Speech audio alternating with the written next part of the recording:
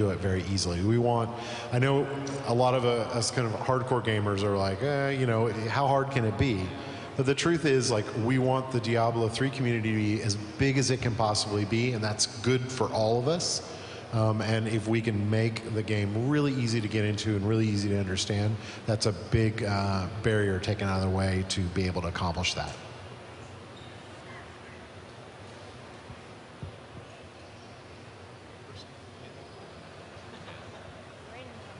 Hi, I have a comment and a question. My comment is that in a BlizzCast, you stated that a lot of creatures have a anatomical system with a skeleton, muscle, and skin separate, like the 1,000-pounder. I just think it would be really cool if I hit something so hard that chunks of the flesh, muscle, and bone fly off of them. And that's for my question. You specifically used the word rune for the skill customization. I was wondering, will runes be making a reappearance, or will we have to rely on gem words, per se, for customizing loot? So let me just talk about the chunks of flesh falling off people. There's a pretty good chance you're going to see some of that, so we're definitely here to please. So the question on runes. Runes are, rune words is I think what you're specifically asking. Are we going to have rune words? No, we're not planning on having rune words because runes are our new skill customization system. That being said, I think the greater question is, are we going to have crafting? And the answer there is no comment yet. And you can read into that whatever you want. There's if you play the demo right now, there is a chance that you will see skeletons flying out of creatures when you hit them hard enough, so. So the question is, have you been hitting them hard enough?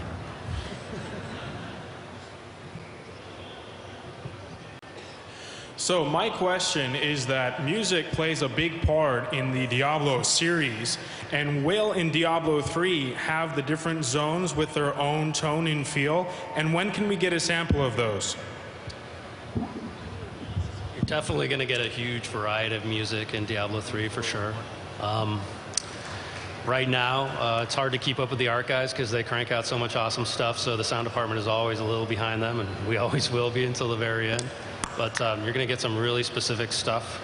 For now, you're only going to hear what we demo at the show, and we're going to release very little of it on the website as well. So you're just going to hear a smattering until we finally put the game out.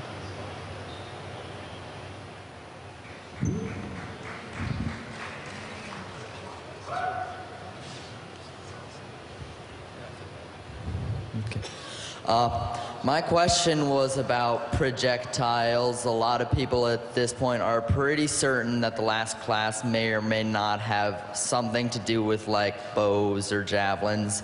And the thing is, in Diablo 2, stuff like that was like so slow and inaccurate. The fact that mobs wandered made your attacks almost completely useless in many occasions.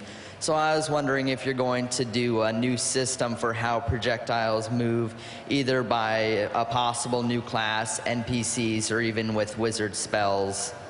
Because in the similar Diablo 2, I remember the sorceress skill, I think it was like static discharge or something, which released a whole bunch of static, which was uncoordinated, was basically completely useless unless you were completely surrounded. Get that. So I think the skill you're talking about is Charge Bolt.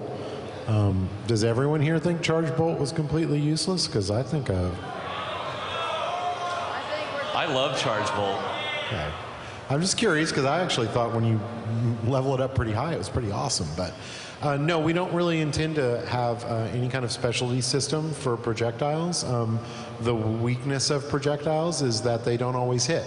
And that's part of their design. If I would say if you don't like that weakness, then that's the reason why we have customizable characters. So you can design all kinds of different ways to do your character. Now that being said, I could see us focusing on, say, a skill that had extremely fast projectiles, such that it didn't have that weakness as much, and that would be a good focus for a particular build. In terms of what the last class is, we're not going to comment on that at all until we actually announce it. Yeah, I would also add about the skills and just to speak to the customizability. I think that when a player has to choose between, for example, a fast projectile versus one that instantly hits versus one that's slow, that can be an interesting playstyle choice. One that can be modified by runes potentially. I mean, at last year's BlizzCon, we showed that there was the magic missile skill is a great example. And the magic missile, actually, we did find that if a monster is moving, perpendicular to you, it can be hard to hit. And so one of the rune options that we showed last year was to have multiple missiles come out. And that's not unlike the Amazon's multi-shot, which was how a lot of Amazons wound up playing. And so there's definitely a trade-off there that the player is making, because maybe the person should have had faster magic missiles rather than more, or maybe they should have just had them do more damage, or maybe modify some other aspect. And so a lot of that will be done through player customization.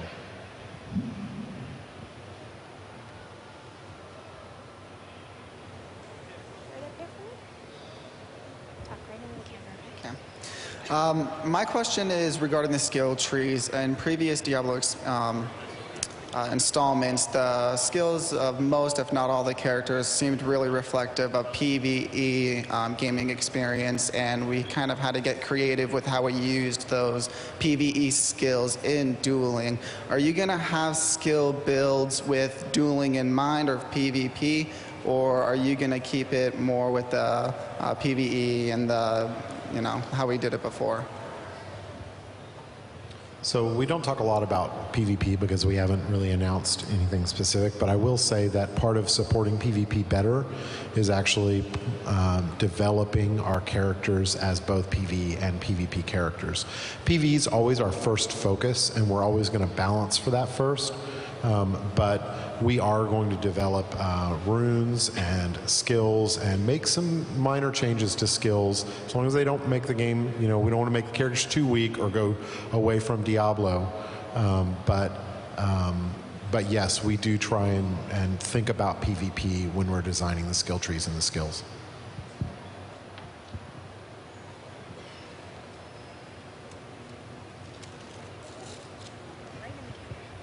Hi guys. In terms of level design, with Diablo 1 it had a very confined feel that's helped to heighten the sense of urgency. Diablo 2 seemed to start out with a more open feel that then compressed down to a more confined feel as you reach the end game. Judging by the demo, it looks like with Diablo 3 it's sort of an open level design, but with a freeway kind of running to the progression of the game. So are you working in one of these two schools going forward with Diablo 3, or is this a new sort of level design that we're looking at? I wouldn't say it's that we're choosing any specific direction there for like Diablo 1 or Diablo 2. This zone is a pretty wide open zone. It's something that we wanted to put together and run through and see what people thought of that area. But I wouldn't say that stuff's going to be specifically more narrow or more open. It's just going to depend on, really depends on the story and where we think it's each level area is going and each dungeon is going. So I don't know if that answers your question.